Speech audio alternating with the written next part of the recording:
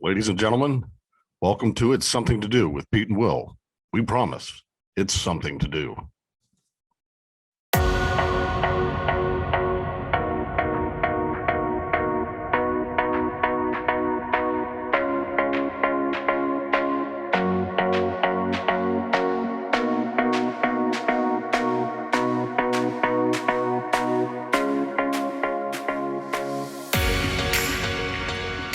Ladies and gentlemen, welcome back to It's Something to Do. We promise it's something to do. It's the only show where both of the hosts, where this is an absolute albatross around our necks. Oh, If only we had known we were started, that it would be. Oh, did you freeze? Are you still there? There we are. Oh, I thought you froze. No, you're in your garage. I have got a very fast fiber connection to my garage. I mean, it might be because my computer is, like a decade old, but no, I got like a hardwired fast AT&T 1 gigabyte connection. It should be. I don't know what that means. All right. Don't tell them that in your interviews that you don't know internet speeds. That you don't know and don't tell me you don't know how audio works. I don't know what your job you're applying for, but don't tell them stuff like that. Nothing. Listen. All of that is it's verboten. When they're like, are you a problem solver? And you'd be like, look, it depends. If it's in my very narrow field of expertise, yes. If it's somebody else's problem, then it's somebody else's problem, and I'm not going to solve that problem. Hey, do you guys know anything about cameras and audio? Because I know a little bit. Do you know about gain or headphones? But your resume says you've been doing it for 30 years. Yeah. I know how to press record. Sometimes. Depends on the device. Sometimes I can't. You're bringing up Jason. I bring up this show 1 second ago, and you're like, I can't remember how to press record. 1 second ago, and we just got started. I don't know about this story about Jason. I don't care. I'm thinking about right now when you couldn't get the Zoom to record. Oh, you already get me in the league. Oh, Jesus Christ, man. Don't tell them stuff like that. Don't tell them things like that. Nobody. Yes, I know. Watching this. I know how to. I'm telling you just interview advice. If it just comes up, you know the difference between like a slow internet speed and a fast internet speed. Like, yes, I do. I do know. That's great advice. Thanks, Will. I've got big boy pants. You're welcome. You're welcome. You should put them on sometimes. Don't just leave them in the closet. No, I'm just going to sit and giggle with my buddies.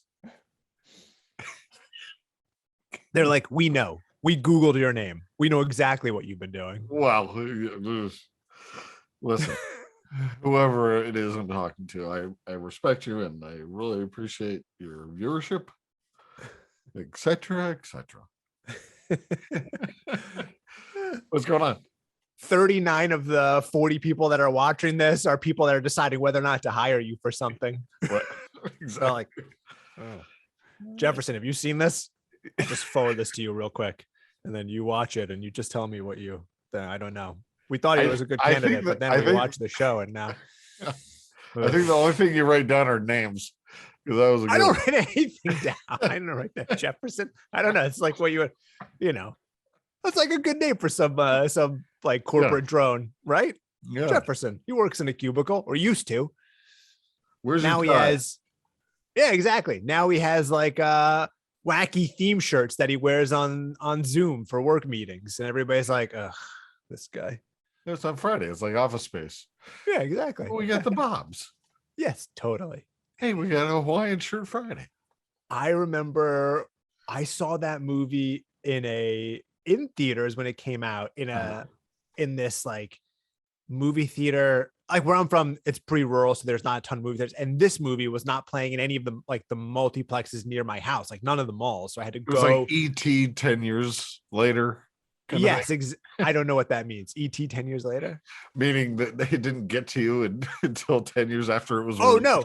Oh, it did. But I had to go to like an art house and I was one of Oh, two people. I was like, I was so alone in that theater that I was like, yeah. I might smoke in here. Fuck it. I'm the It was only you, one in here. it was What you are they and going Paul, to say? it was you and Paul Rubens. Oh, that was too soon. Yeah. The scene about the tchotchkes really got me going. Oh, geez. Yeah. If there's anything that gets me going, it's office humor. That is a great movie, though. It is. It is very good. We Because I worked before I went to work at E, and before I spent a summer as an intern, or I'm not like not an intern. I was like a very low level employee at a discount auto parts, the corporate office of a discount auto parts chain. Mhm. And so I had a whole 3 months of living that exact life. We need your TPS reports. Yes, I spent. You're like, no, I got the memo. I No, got. What did I do? but I My had job to- was tallying credit card receipts, sales auditing, tallying credit card receipts from all of the branches. Yeah. On every day to make sure that that was what they were reported, to making sure that none of them were like skimming off the top or something like that. That was my job. So I all day I worked with a calculator, let's see. just tallying up fucking credit card receipts for windshield wiper blades and shit. Oh, I think you told us about that. I don't think so. I worked at Progressive The Insurance. the insurance.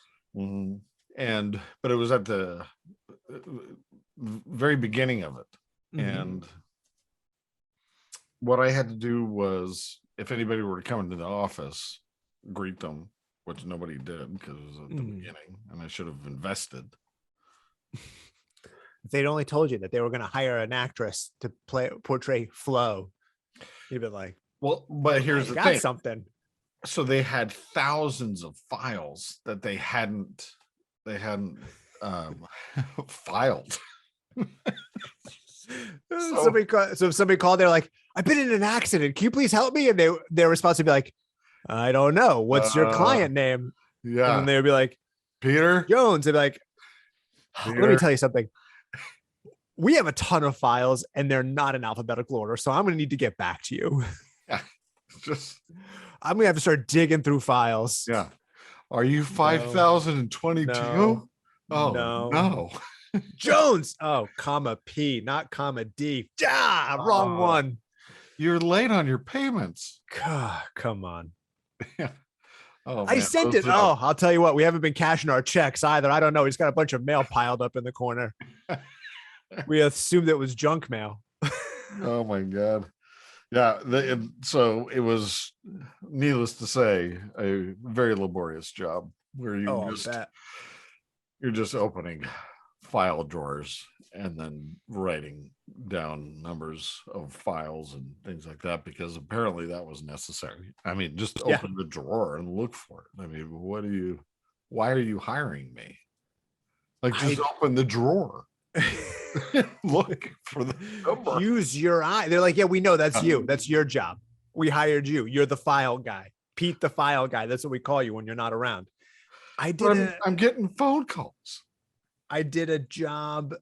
Oh God, 1 year I was for I don't know, only like 3 weeks in the summer. I worked in a law firm, and actually I worked in a law firm twice, but the first time it was they hired me to like, it was like a family friend hired me to like alphabetize their files. That's like I spent 2.5 weeks in a storeroom. Yeah, that's exactly what I'm talking about. Boxes, like going through and organizing the files by client and then by year. It was like, oh my God. And you sit there and you're looking at them. You walk in. I wore khakis for this job. I tucked my shirt in. You take a deep breath. I'm getting $8 an hour. Maybe, depending on when it was happening in your life. But at the time, it was like, this job was like an absolute relief, because I had been working in a restaurant where it was an Italian restaurant where the clientele were like, and no offense to anybody, but they were like new money people who were like, had made a bunch of money in like concrete and were like, wanted to throw their money around. And so they'd come into the restaurant and you'd be like, the specials today are bucatini alla matriciana, and we've got a nice pizza with blah, blah, blah. And they'd be like, I want a hamburger. And you're like, hamburger's not on our menu. We don't have a hamburger. Like, you got steak? They're like, yeah, we've got a steak. They're like, you got a meat grinder? Like, yeah, we've got a meat grinder. He's like, then you can make me a hamburger.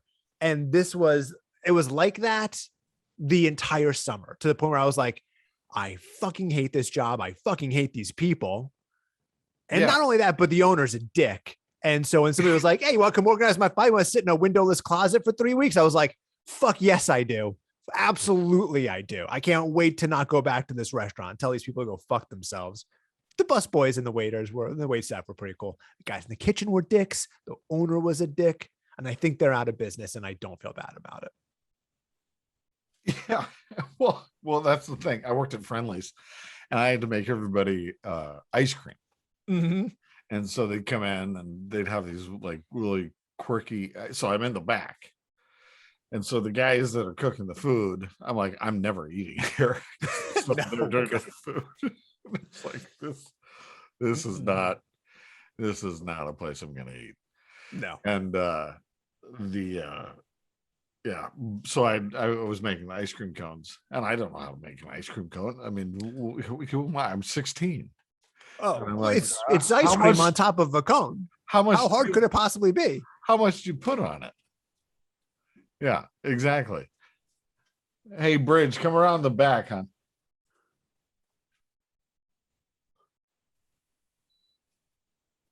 We're having a special guest. Oh.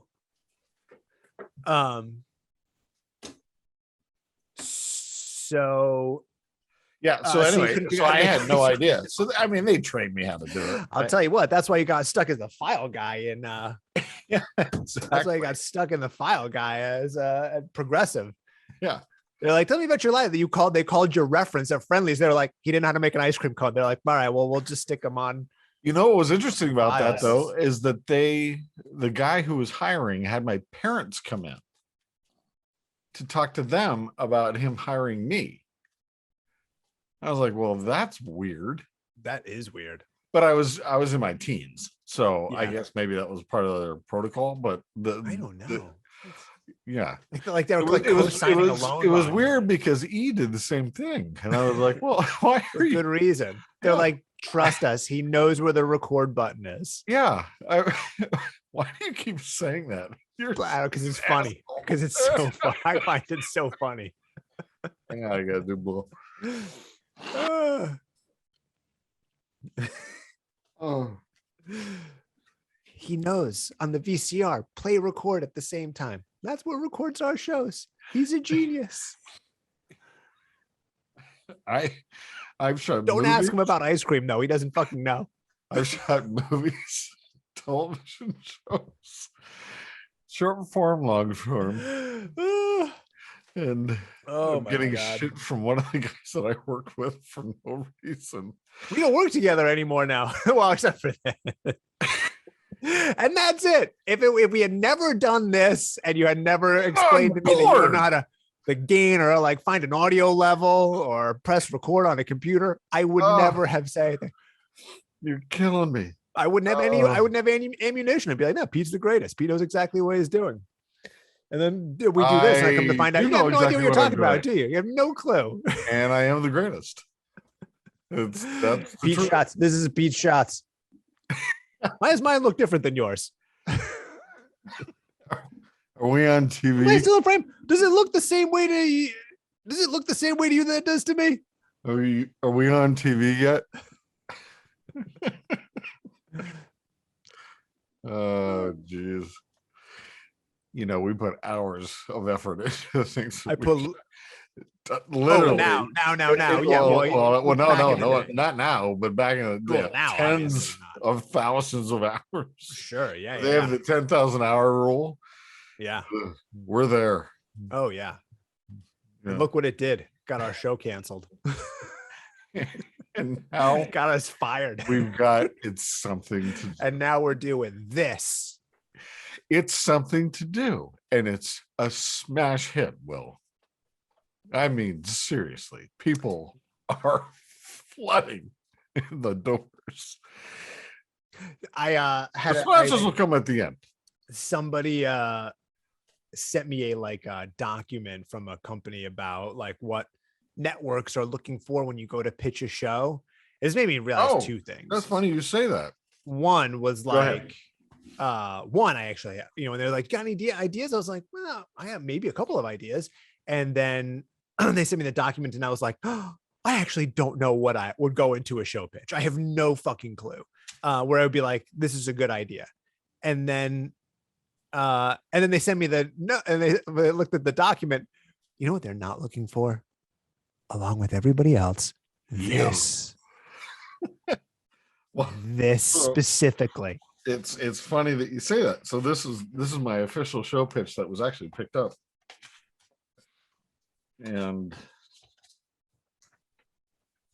But then it was picked up and then turned down. So I got all the stuff, but it's all the guys that I had on the show.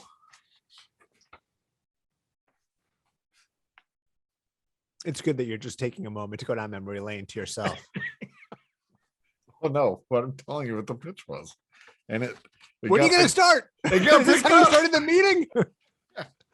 Like, let me tell you about my pitch. Sorry, I was checking my Facebook. Yeah. Do you guys use paper anymore? Because I have it on paper. Let's see your pitch reel. Like, oh, I actually just drew it out with stick figures. Exactly. So this guy, these three guys. He's doing making jokes. That's a microphone. Yeah, exactly. This is my log line is I've got a comedy itch and 3 geniuses will scratch.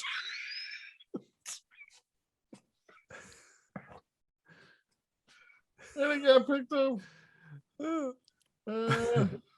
Fucking idiot. Did somebody pay you for this? Did they give you money? No, we had to shoot it.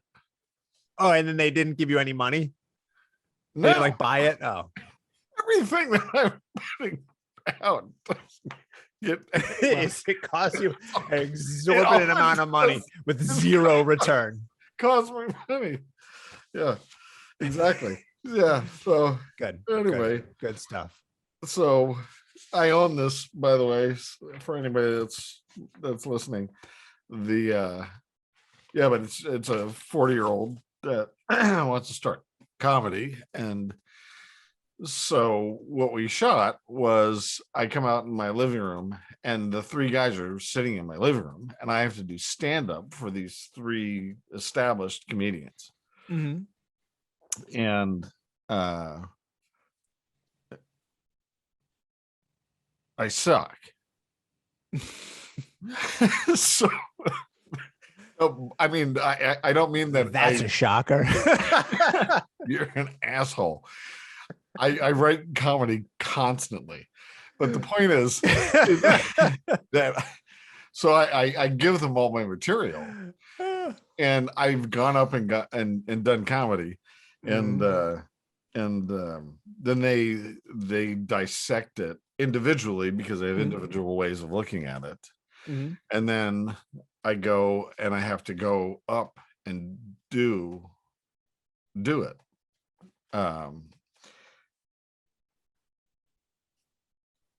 And then the director fell out. And so I didn't deliver the product. And I was like, and they took this idea and made it last comic standing. Oh, except it didn't happen in your living room. It happened at I don't know. Yeah, but the whole thing was the Gibson Amphitheater or whatever. You follow my life. Like, dude, I have hours and hours of footage of this. But yeah. So that got picked up and then turned down. Oh. Well, we didn't deliver it. That's the problem. You got to deliver it. You got to do it. You got to actually make it. I hired a director that had some personal issues. That had nothing to do with me. Oh, well, that's good. He's a sweetheart. There was nobody I else. love him. You didn't know any other person that could step in and point a camera at something. You Well, you were busy. Me. Well, I had a job. Yeah, so did I. Well, all right. My job was shooting. You couldn't set the cameras up yourself? Yeah, exactly. Can you imagine how just to finish the pilot presentation? It's just tripods. Yeah. I mean, we got all the way to the club. And these guys are very big comedians. Well, there's always tomorrow. You could always finish it and then send it to networks. And then it was so long ago, I don't even know if they could this transfer is great, the video. Except let's do it with somebody else. Well, that was my thing. So I pitched it to another friend of mine, and he's like, well, if the comedians were bigger comedians. I was like, what? I'm not getting David Spade. What are you talking about? These are the comedians I know, and they're on board. Yeah. How about you? Like, there's a whole host of reasons the shit doesn't. And then, but so getting this document and being like, oh my God, yeah, no, there's a lot of leeway in there why somebody would either take something or not take something, and and then like budget. Like, what's the budget for the show per episode? It's like, I don't fucking have any idea. I've never hired people. Yeah, he's a close friend of mine. And I was like, why did you go to lunch? He's like, oh, I just wanted to hang out with you. I was like, yeah, I'm pitching something. Because you work for I'm telling you. For a pitch company. I'm telling you, nobody's going to buy this. Yeah. I don't know. You bought me lunch and I told you the truth. What do you want from me? I tell you to lie to you? Well, it's true. I mean, you have to have somebody, at least B-list to get anything off the ground. That's true. I mean, I've got a C-lister, and I can't even get him to Instagram the thing. Mm-hmm. And now he just became a D-lister. It's still being very, very generous. I'll take D-lister any day of the week. Well, I'm Z, so what do we do? Yeah. I don't know. I ask myself that every Thursday. between 2 and 3, constantly. What am I fucking doing? I gotta go do this show. Oh, but it's fun. It keeps you on your toes. You're able to talk every week. It's important. Yeah. Well, I would say important. No, not important. Not important at all. Yeah, it is. No. This is what you do, so you have to do it. This isn't what I do. Well, I mean, this is what I do now.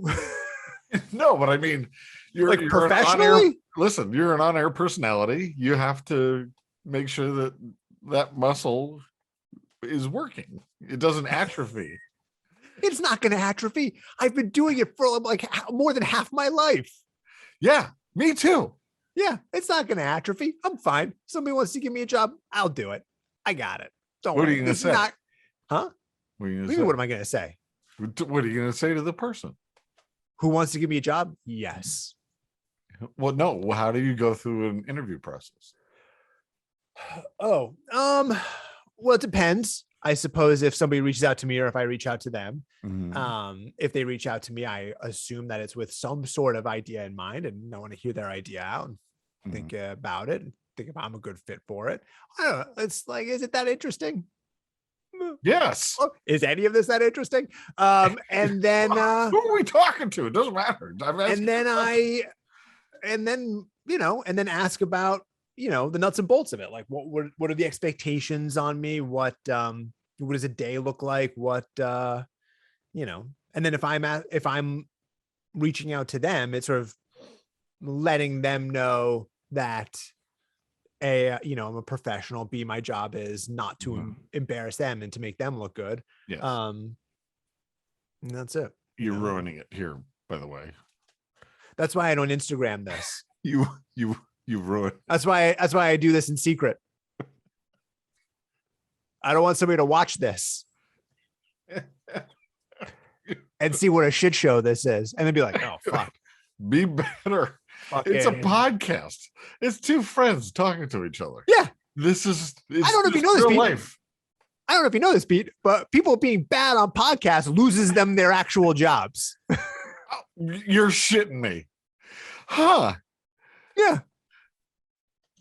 I don't. You keep telling me things that you think I don't know. Yeah, I know. Okay. That's why I don't say. So then, why are you confused by me being very quiet about this? This is not my job, and I don't want it to keep me from getting a real job. This is something I do just to fucking do. Fun. It's something to do. It's for fun. We're having fun. Yes, but I'm not going to stand in the way of a job. Hell no. Because, it's more fun is having a fucking job and money. Listen, I'm in talks currently. Okay. Yeah. What are you mad at me for? I don't know. You're thinking the exact same thing. If somebody was like, it's either this podcast or this job, I'd be like, oh, I don't even know that guy. I've said it multiple times on this. That's exactly where I'm coming from. But it's me too. Same thing. Okay. I've got irons in the fire, as they say. Yeah, good. No, good. Make sure they don't go out. Make sure this isn't the cold water that douses them. It's like, man, that's just a steel rod. It's Starbucks and Uber. They are on board. And they like the fact that I can put on the show in the back on that little stupid TV. They have. They're like, hey, is that you? Is that Alex? What are you driving? Driving Uber? Is that what you're doing? Yeah. Alex. Hey guys. Here's my show.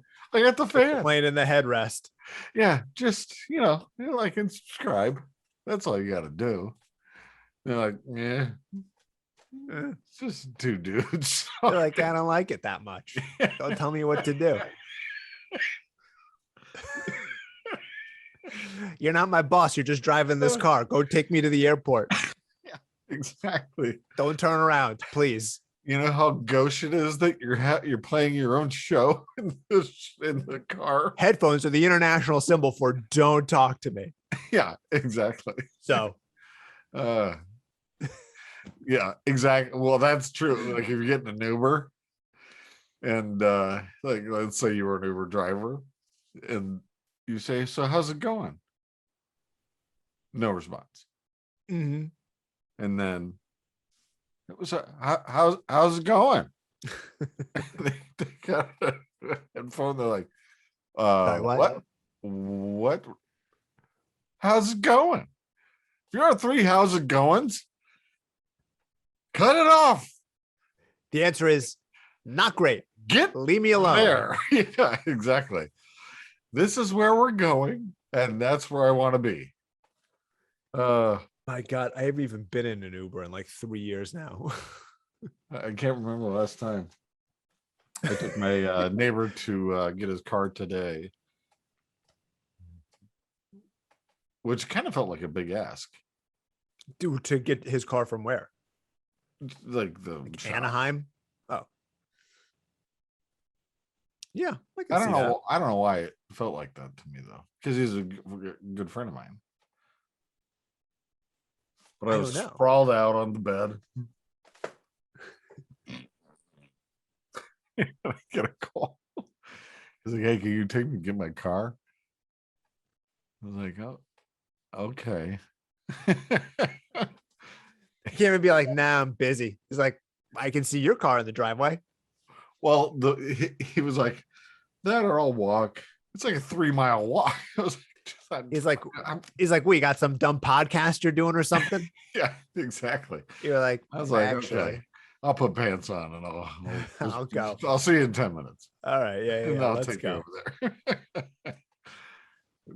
But you know what? Like, would you ask somebody to do that? No, I don't think. Well, no, I have a wife. Like a neighbor. Like, do you have any? Well, no, but his wife was away and he had no car. So he was in a no, not my neighbors. I'm not that close to my neighbors. I'm not a talker. Yes, you are. You got Lulu back in her pen. What? The dog. I mean, huh? The dog that kept running away.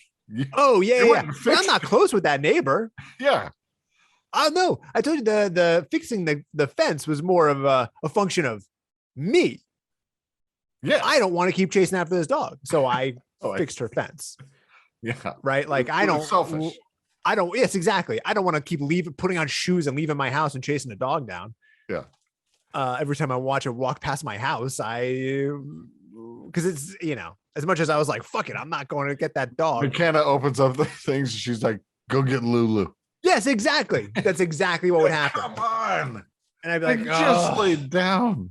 So yes, totally. It was up all night long.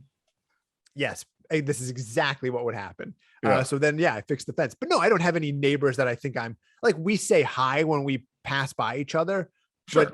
And an occasional chat, but I'm not close enough with my neighbors to be like, hey, can I get a ride somewhere? No, not at all. I'm not even close enough with my neighbors to have them to my house.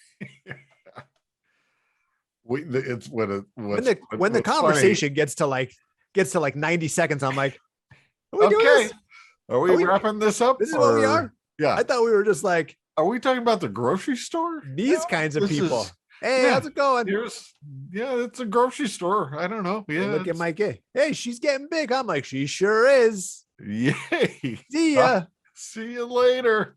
Yeah, I'm not wearing shoes. I don't have conversations without shoes on.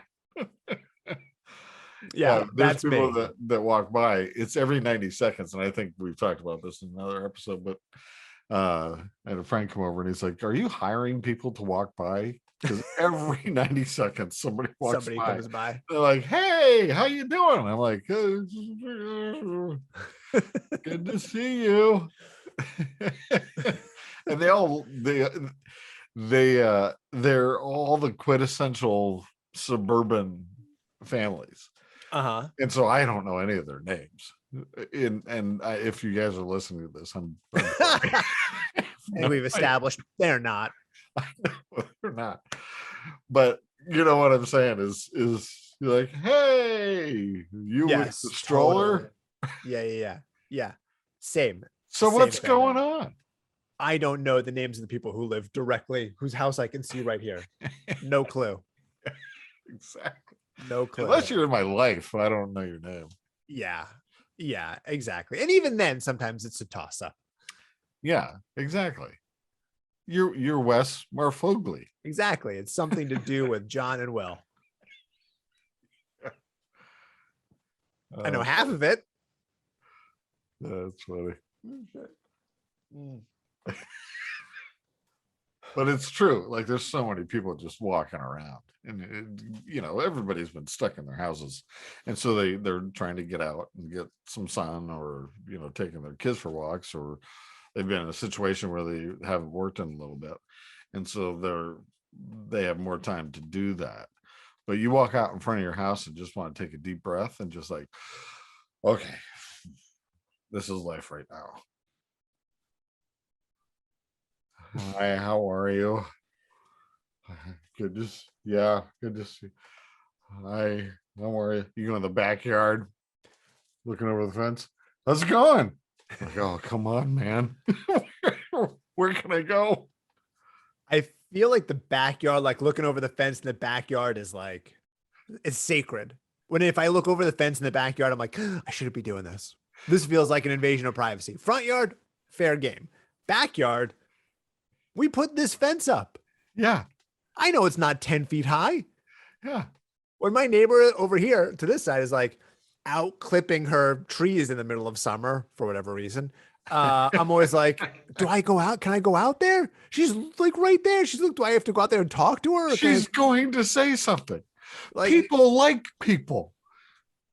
I I'm just like want to go us. to the garage. I don't want to have a conversation. I don't want to have a stop and chat in my backyard. This is my backyard. What are you doing? Oh. What's funny?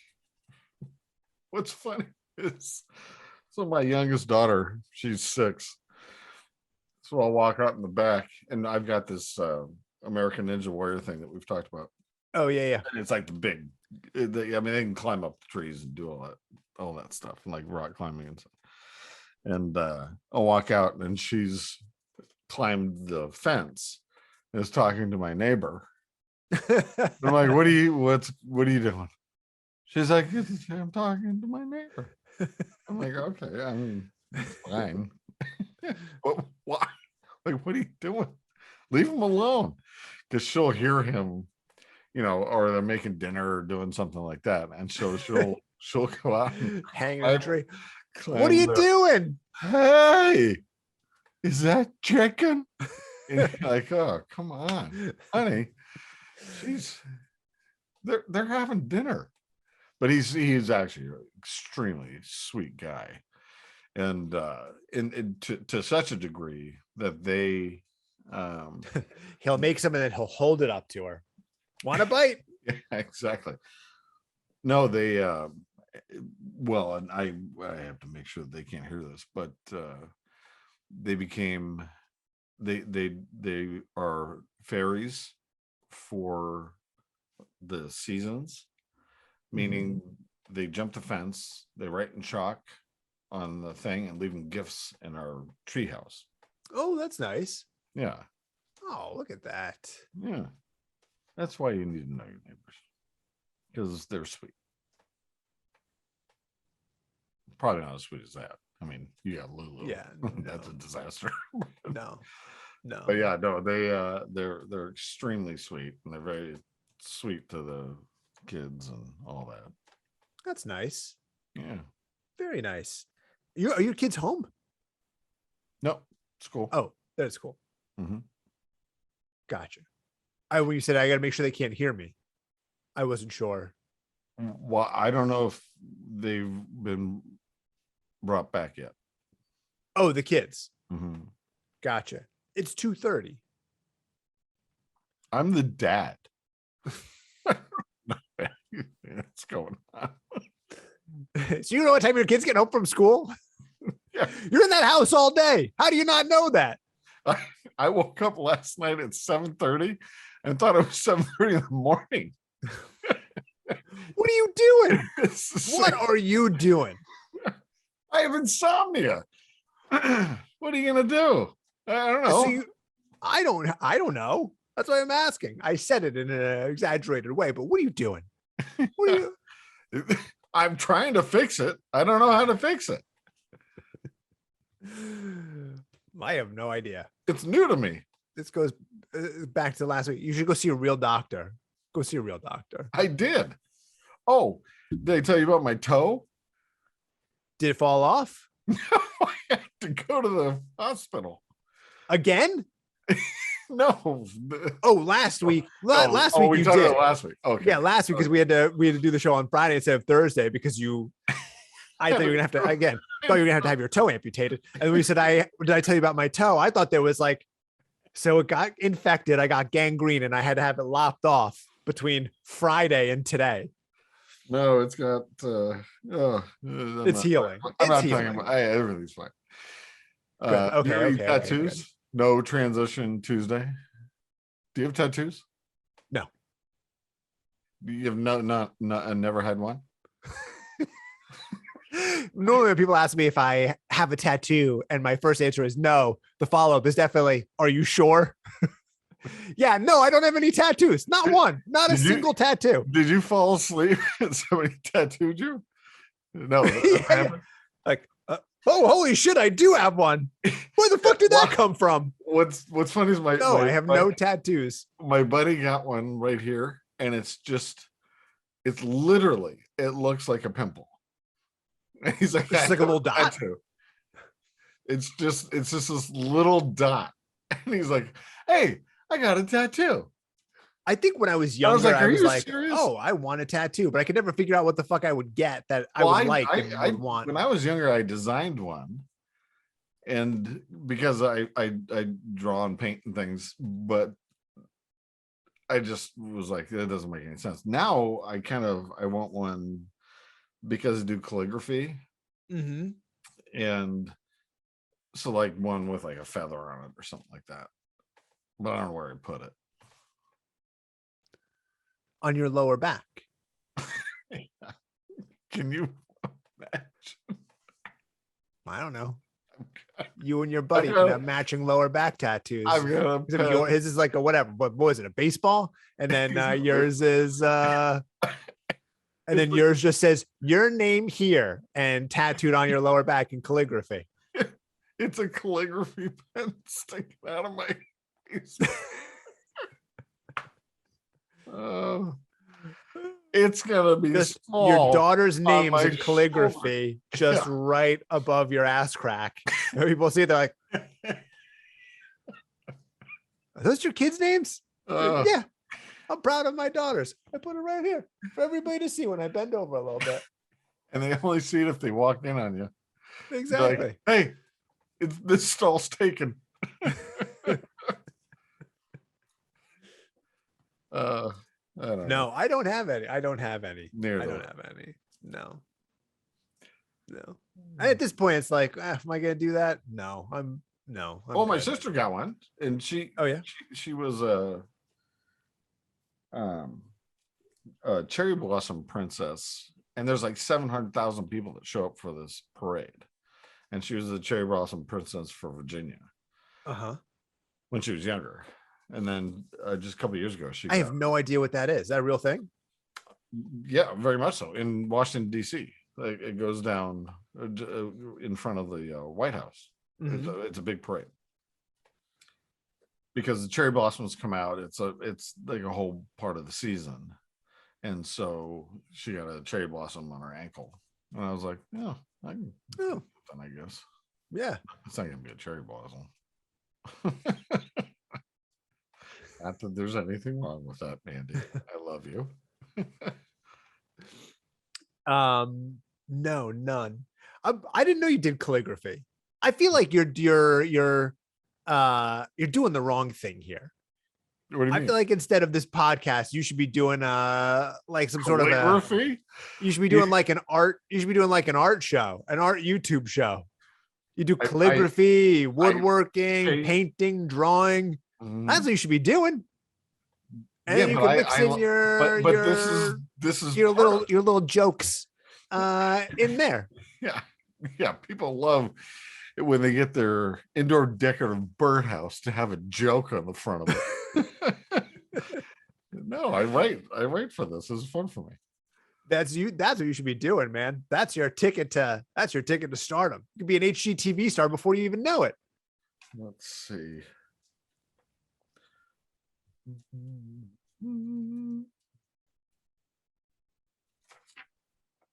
Oh, I don't know if we talked about this, but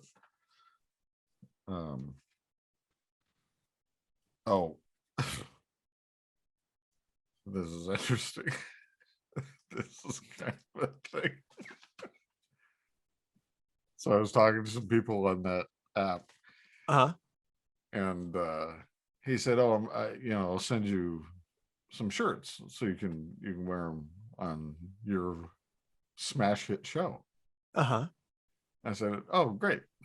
So he had me send him my address, and afterwards he said, "I'm a gang member," and wherever. I was like, fantastic.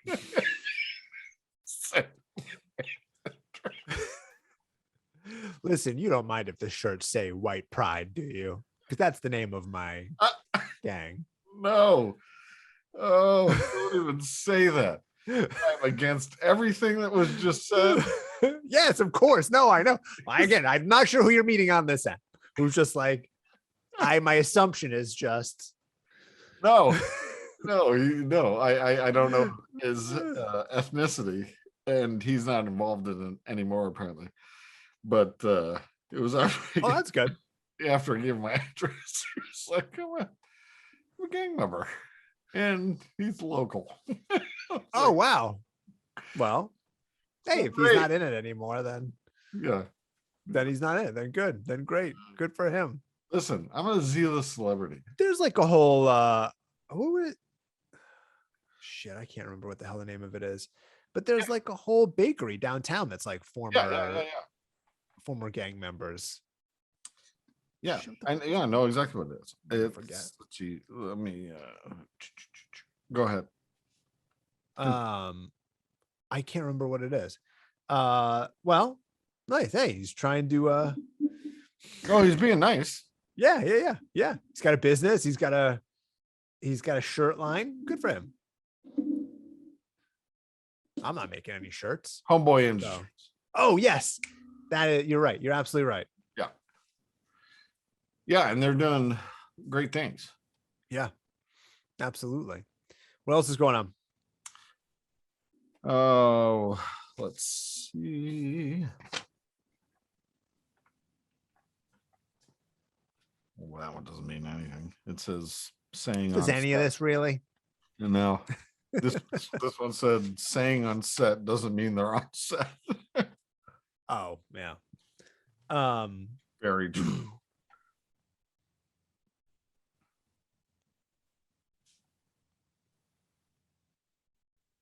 We talked about the place that sells beer and donuts. Oh, it was ice cream. Or ice cream, whatever it was.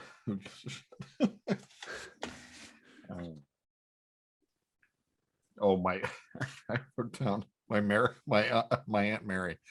Aunt Mary, if you watch this, which you will not, I'm sure, because you're in your 70s. Did you have the person in your family that would make something for Thanksgiving that was ridiculous? It depends on where we would go. If it was at my house, no. Because my dad did all the cooking and he was an excellent cook. And plus like, that's the way we grew up liking his food. So then it was like, oh yeah, we like all this shit. But you go to other people's houses and they'd be like, whatever it is, we put black currants in the stuffing. And it was like, fuck you. What? Aunt Mary, I love you. But she would bring green Jello, and I swear to God, there'd be a battery in it. A battery in the Jello. I was like, oh my God. Battery. Why am I eating Jello? She's like, careful, I broke a mason jar into the food, and I'm not sure if I got all the pieces out. Just watch out for that. Yeah. There could be a shard of glass in there. I don't know. Is that broccoli? Why would you put broccoli in Jello?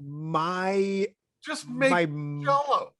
On my mother-in-law, on my wife's side of the family, they do like, I can't remember what they call it. It's like cranberry.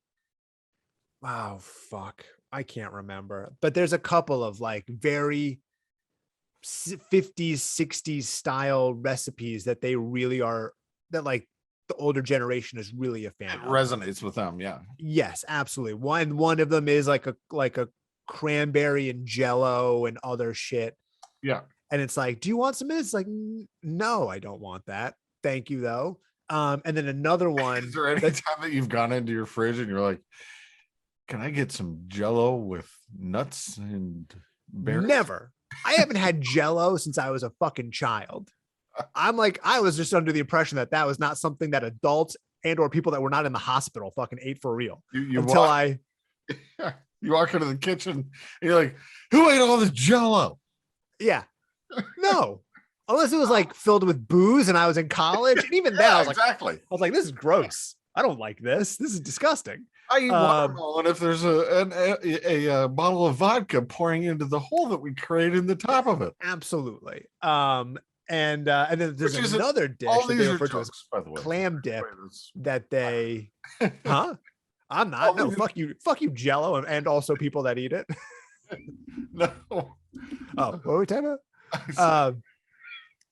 And they have a dish that's like they call clam dip, which is like cream cheese and clams and maybe some other stuff mixed together that they eat. Oh, but you don't like white food. Doritos. And so, yeah, no, I'm not going anywhere near that. Like, I don't mind clams in the right, and like, I love clams in general. Like, right, I like clams, but like putting them in cream cheese, it's like, I'm not eating that. I'm not eating. Yeah, but you don't like white food. No. Well, I don't like white creamy food. If it was like ice cream, I don't consider that necessarily creamy. I've gone through this list with like a million people.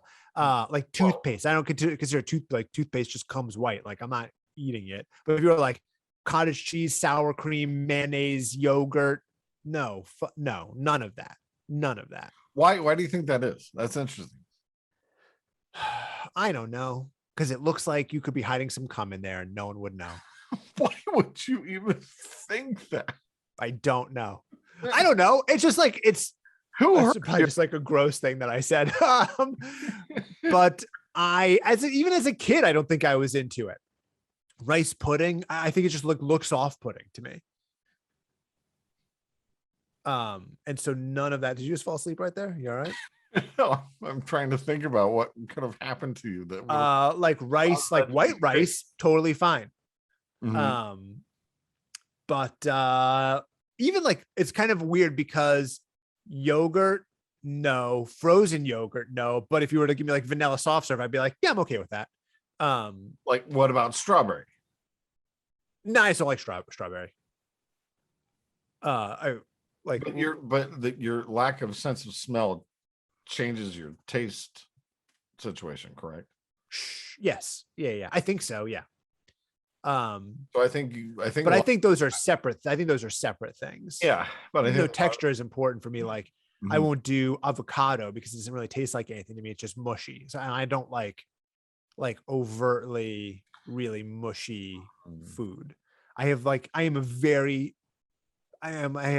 adverse to I eat like an adult, but I also eat like a little kid in some ways. You know what I mean? Because you're eating chicken and broccoli and you're eating. Yeah, I'm eating healthy food. Yeah, but I don't I don't have like a very expansive palate. I don't have like a very sophisticated, I don't think that's true. Do you like lobster?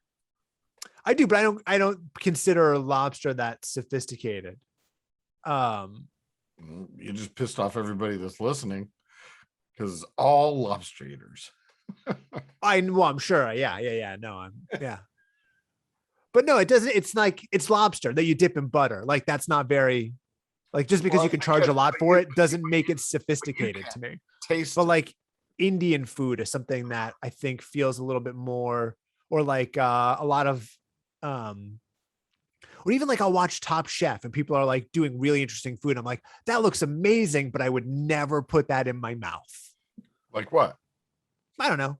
Anything that's not like a plain piece of fucking meat and steamed vegetables. You know what I mean? That's the thing. They're like, oh, here's like a moose. It's like, that's what I would consider like something that is sophisticated, like something that took a lot of like elk technique and something like that. No, elk I would eat. It's just meat, right? Like, I'll eat almost any meat except for human meat, maybe. That's a weird thing to say. Great. And then, but if it was like, had a lot of different textures and it was like gelatinous, if it was like gelatinous, no, I'm not going to eat that, even though it might be like the height of sophistication and like technique to make this, to make this dish. Would you eat? That's what I mean. Goose, like the goose liver, foie gras. I've never had foie gras. I don't think. Have I? I may have. I can't tell. But if it's not white, if it's like, the problem, I don't know, probably the way that they create it is not real popular. So yeah. No, I probably haven't, because I don't think is even legal here. I don't know. I don't know. But I'm for trying to think. Homeless, it was like when I was growing up, for the homeless, I would go to a farm and chop the heads off of chickens. I have to put them in a big barrel because they're going to run away. We may have talked about this before. I'm not sure. No. So I put them in a big barrel. So I chopped the head off and put them in a barrel, because with their head off, they just take off and they run into the woods. But we did it for like a chicken with its head cut off. Yeah. That's where it comes from. And yes, so, I so assume so. that's exactly. I mean, I wasn't really sure the extent to which it happened, but I would assume that you get that expression from a chicken just going like, yeah, head gone, and then just laying down, running away. I would assume there's still some life in the body. I just didn't realize they would just like take off for like 100 yards. Take off. Every single one of them. Doesn't matter. That was a little traumatic. That's so interesting. I wonder why. But I did it with my youth group. So we'd go as a youth group in order to feed the homeless. And now everybody eats chicken, but to tell that story, it sounds like insensitive. However, I mean, that's how it's done. I mean, what are you gonna do? Then you gotta pluck it and all those kind of things. I mean, I don't know. When you consider like maybe back in the day, but then when you consider like factory farming where you get your fucking Tyson chicken, it's like, yeah, it's way worse. That's way worse. Way worse. That's way fucking worse than than like an actual person raising a chicken and then chopping its head off. Fucking factory farming is like way more inhumane. Yeah. Oh my gosh, for sure. And much less nutrition. Yeah. Oh yeah. You're absolutely right. Because they're feeding them with whatever, pumping them full of shit. Like, yeah. That's actually like part of where God, I don't know. This is gonna send us down a path, but there are like part of the reason why people are quoting certain studies about vaccines being ineffective is because of a study that a guy did on chickens, like trying to keep chickens healthy. Like chickens, when they're like in a factory farming situation, when they're all crammed together, they all get sick and they all pass it to each other. And so they're like trying to figure out things like that. Yeah, antibiotics and vaccinate the chickens. And it's just kind of like, it's not like, oh, you're never going to catch this disease again. We just need it to like not negatively impact you for long enough until we fucking kill you, that it does. So people, Joe Rogan, were reading this study and inferring the wrong thing from it, where it's like the study was intended like, here's what we do to like kick the can down the road to keep these chickens alive long enough to turn them into food versus like humans. So,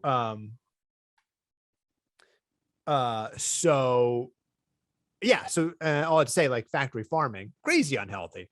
Sorry, my wife is blowing. Your life is in session.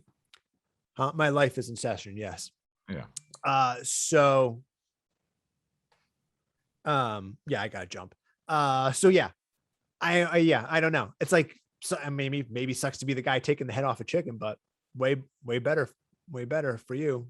But yeah, they were just running around in a field. I mean, they weren't in a crate, you know what I mean? Yeah. And grass fed it was or whatever. Give food, to the homeless. I don't know. Good. All right, great. I gotta go. Good story. All right. Did you cook it for them before that? You just like drop off a barrel full of dead chickens for homeless people, right? I would assume there's some other steps between that and them eating it, right? Yeah. You have to. Yeah. All right. Yeah. Pluck it, cook it. Yeah. There's a lot of steps. Yeah. No, I know. I wasn't sure where that story was going, other than you just cutting off the heads of chickens, or if there was more to it than that. It's non sequitur Tuesday. Oh, but the story was a non sequitur. It wasn't the transition was a non sequitur. You just cut the heads off a bunch of chickens. It's not written down. Well, I just want to make sure. I gotta go. All right. If this is what we're going for, we nailed it. I gotta go. Bye.